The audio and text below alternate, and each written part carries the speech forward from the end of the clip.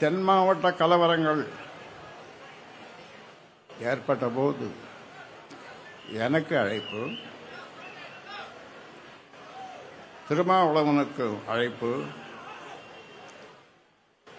இப்படி அங்கே எல்லா மதங்கள் சமுதாயங்களை எல்லாம் சேர்ந்து ஒரு கூட்டத்தை போட்டு மதுரையிலே நான் அப்பொழுதுதான் சொன்னேன், திருமாவளவனுக்கு மதுரையிலே என்ன வேலை, தெற்கே வா என்று அழைப்பை விடுத்தேன். வடக்கே வா என்று அழைப்பு விடுத்தேன். அதன் தொடர்ச்சி உங்களுக்கு இன்று வரை உங்களுக்கு தெரியும். அதை பற்றி நான் விரிவாக பேச விரும்பவில்லை. அனைத்து சமூகங்களும் ஒற்றுமையாக இருக்க வேண்டும், யாரையும் ஒடுக்கக்கூடாது. இதுதான் இந்தியா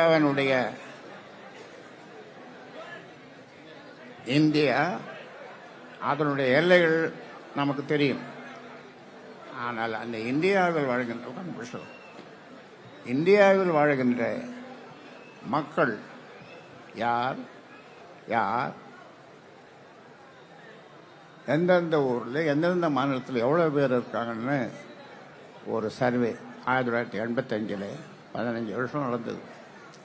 அதுக்கு பேர் ஆந்த்ரோபாலஜிக்கல் சர்வே ஆஃப் இந்தியா. மக்கள் தொகை, இந்திய மக்கள் தொகை கணக்கெடுப்பு. அதில் ஒவ்வொரு சமுதாயத்தை பற்றியும் அவர்களுடைய புள்ளி விவரங்கள், அவர்களை பற்றிய எல்லா புள்ளி விவரங்களும் எடுத்தார்கள். தமிழ்நாட்டில், இந்தியாவில் 4694 சாதிகள். இந்தியாவில் 4694 சாதிகள். ஆந்திரா, தெலுங்கானா சேர்த்து அதான் நம்பர் 1 அதிகமான சாதிகள். அதுக்கு அடுத்தது நாம் தமிழ்நாடு. ஆக தமிழ்நாட்டில் 364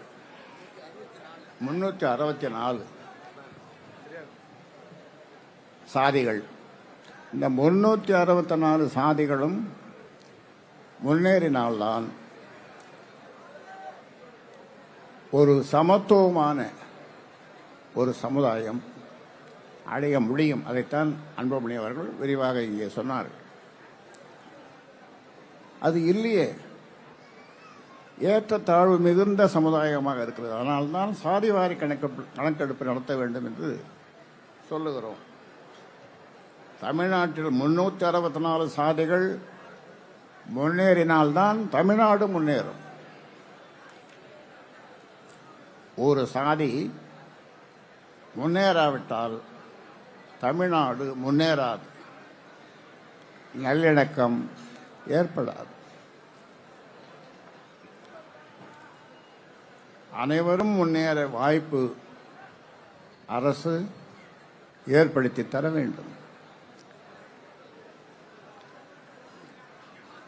ஆந்திராவில் அனைத்து பிற்படுத்தப்பட்ட சாதிகளுக்கும் கார்ப்பரேஷன் நலத்திட்டங்கள், கடன் உதவிகள், வேலை வாய்ப்புகள்.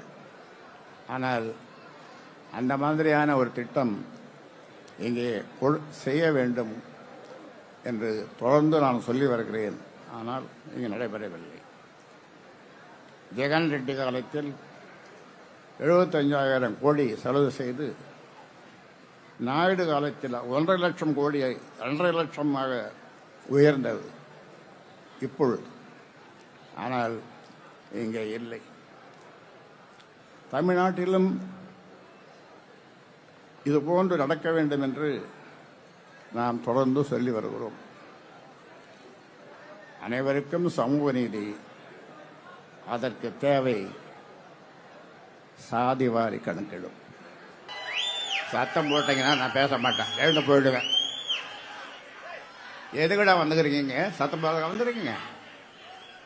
வாயை மூடுங்கப்பா, வாயை மூடி இன்னும் ஒரு 10-15 நிமிஷம் அவ்வளோதான். இவ்வளோ நேரம் அமைதியாக இருந்தீங்கல்ல, பேச்சை கேளுங்க. சத்தம் போடணும், நானும் எழுந்து சத்தம் போடுவேன், அவ்வளோதான். என் பிள்ளைகள் வாழ்க்கை, இந்த பிள்ளைகள் வந்திருக்கிற பிள்ளைகள் நல்லா இருக்கணும், நல்லா இருக்கணும், நல்லா இருக்கணும், முடிவு வச்சு இப்போ வேண்டியதான்.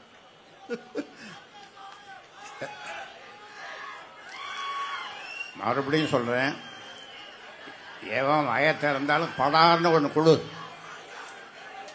பக்கத்தில் இருக்கிறவன் கொடு, வாயை திறந்தான்னா கொடு, அதான் பரிசு. ஏன்டா இது மாதிரி கத்துறீங்க? இந்த மாதிரி மாநாட நடத்த முடியுமா?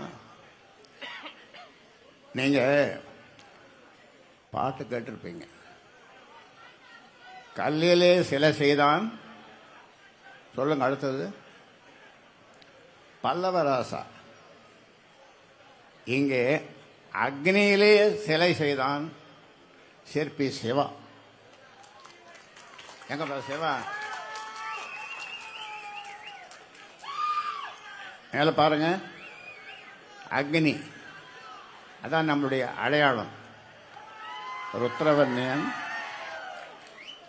அக்னியிலே இருந்து, தீயிலிருந்து பிறந்தவன். மேல பாருங்க, நல்லா பாருங்க, இன்னொரு தூரம் பாருங்க. அந்த தீயிலிருந்து தத்ரூபமாக ருத்ரவர்ணியன் பிறப்பதை சிற்பி சிவா. எங்கப்பா சிவா?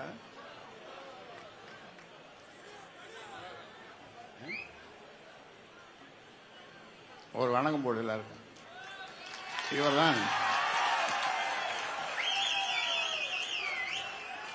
சிற்பி சிவா. இந்த மாநாட்டை எங்க நடத்தலாம்னு கேட்டபோது இது சோழ மண்டலம். ஏனென்றால் இந்த சோழ மண்டலத்திலே இங்கே வரிசையாக முன் வரிசையிலே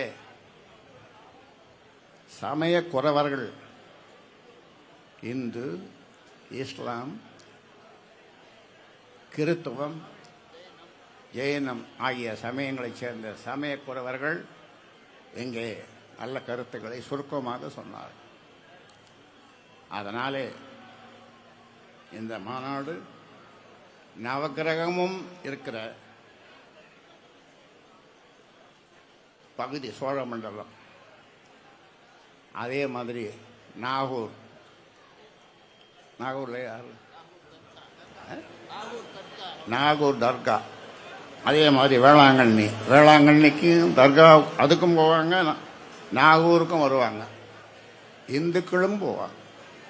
ஆக இப்படி சமய சமுதாய நல்லிணக்கத்தை உருவாக்குவதற்கு இது மேலும் ஒரு படியாக இது விளங்கும்.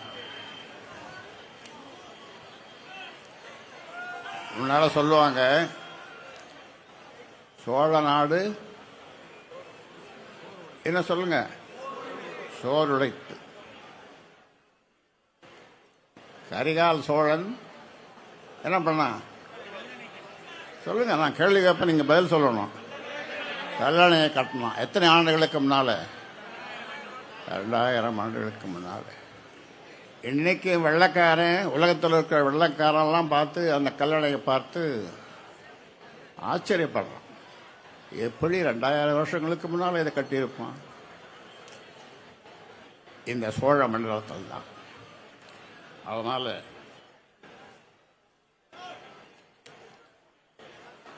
அதே மாதிரி கங்கை கொண்டான், அடுத்தது கடாரம் வேண்டான்.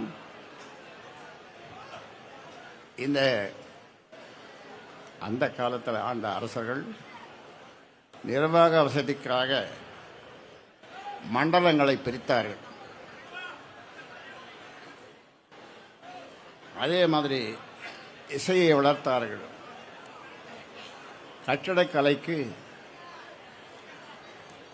2 உதாரணம் சொல்லுங்க பாப்போம். கட்டடக்கலைக்கு சொல்லுங்க.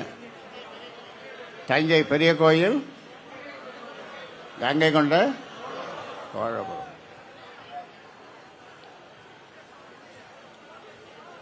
இந்த சோழ மண்டல மக்கள் சரியா கேட்கலையா? சோழமண்டல மக்கள் ஒரு காலத்தில் காவிரியில் தண்ணி விடலை. கர்நாடகா எங்கும் வறட்சி, பஞ்சம், பசி, பட்டினி.